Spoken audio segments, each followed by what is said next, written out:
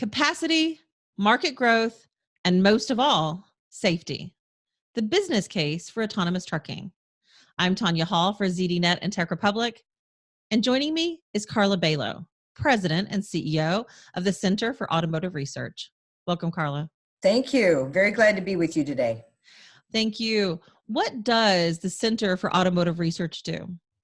We are a nonprofit, independent automotive think tank, and our mission is really to support the sustainability of the mobility industry. You were recently a part of a panel at South by Southwest 2019 titled, "Tired of the Self-Driving Car Rhetoric? Truck That." That great title. Pretty clever, huh? It is. Why should there be more discussion about self-driving trucks specifically? I think there are two primary reasons. The first one being the fact that we have about a shortfall of 50,000 truck drivers today. And in most drayage companies, you're looking at between 100 and 130% turnover every year. So we're constantly hiring new people, training them. There's a lot of lowly trained, I should say, truck drivers on the roadways. So that leads into the second reason, which is safety. And we want to keep the roads safe. These are some of our, right now we're seeing actually an increase in semi-truck fatalities. So we really want to improve the safety and help the drayage companies with, their problems with hiring. How close are we to seeing autonomous cargo transportation vehicles on the road? We still have a lot of work to do. I'll put it that way. In all of the cases, though, I think it's the best opportunity because in most cases, these products are not carrying human beings. They're carrying products and goods. And right now, everybody is shopping online. E-commerce is booming. I neglected to mention that as the other big reason, why we need to have more ability to deliver packages and goods safely. So if you think about the technology, we need to do a lot more testing in contained proving grounds, a lot more testing on the roadways. Right now, public policy and laws in various states prohibit that, combine that with some of the drayage companies with very strong union contracts, and it really becomes a political nightmare to try to weave this testing and validation into the programs. But it's really one of our greatest opportunities. Will the autonomous trucking industry look the same as it does today with long-haul human drivers, or will the industry change its model to accommodate different length routes for maybe autonomous segments? Oh, yes, I believe it will. Already we're seeing a lot of drayage companies begin to do more of a hub and spoke concept and right propulse and right size the products they have delivering those goods. So if you think about, I often liken it to the Russian nesting dolls. So the further you have, you use something big, the further the distance.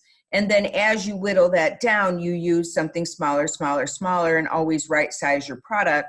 And that means you can also right propulse it, go from diesel to electric when you're in the urban areas, maybe with just a small autonomous neuro or even let's say a Starship Technologies little robotic device that, of course, you can't fool with where you're from. But if we think about that, then there are clearly roadways that are perfect for autonomous trucking, especially those out in the remote areas where fundamentally the interaction of these products with another human-driven vehicle is few.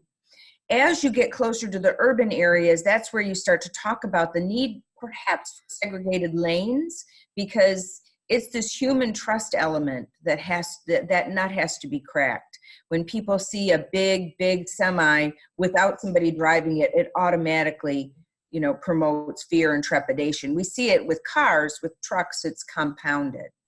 So we need to think about that, and we need to think about how the autonomous product will interact with human-driven products, because we don't see human-driven, autonomous vehicles going everywhere till maybe 2040 time period. But autonomous trucking in certain areas, let's say throughout the vast West area where, frankly, it's pretty open sailing on a number of interstates, you could do that easily in the 2020s. What role, if any, will human truck drivers retain? I think there'll be several opportunities. And this is something that we have to think about. It's one of the issues, of course, that the unions are bringing up is this is a risk to jobs. And every time we've had a technology revolution, we've had a risk to jobs. And in this case, we have the great opportunity to be thinking about what are those other opportunities.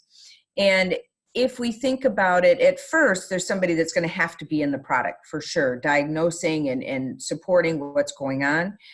Probably we're going to need some sort of back room work being done to watch what's happening and then to be able to intercept if the vehicle needs support from afar, kind of a control tower situation.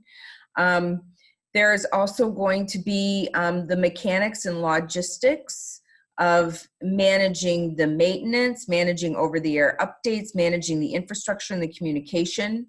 So it will be a different skill set, but something that we need to think about, not only in the trucking industry, but I think in every industry, because we're really in an era of lifelong learning. You can't stay out of it or you're just going to be lost. What have the insurance companies said about changing an industry based on humans managing high-speed, multi-ton cargo loads to one where AI and remote sensors and telematics do that managing for us? Yeah, I mean, the insurance companies are really struggling what to do, and right now they're just trying to get their hands on as much data as they can get. I was just at a AAA conference last week speaking about the future of mobility.